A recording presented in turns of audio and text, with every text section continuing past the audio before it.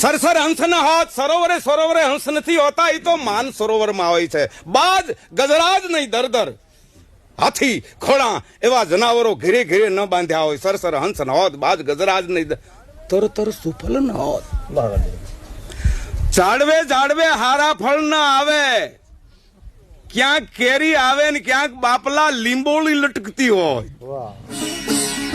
એનું કારણ એનું બીજ કડવું હતું, ગર્ભ કડવો હતો, ગર્ભનું સ્થાન પણ હતું એવું હતું. શૈશવ કટુ, યુવા કડવી હતી અને વૃદ્ધપણું આવ્યું ઝેર જેવું.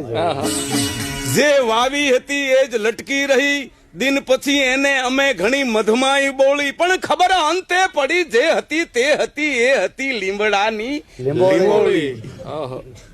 તરત સુફલ ના હોત, નારી પતિવ્રતા નહીં ઘર ઘર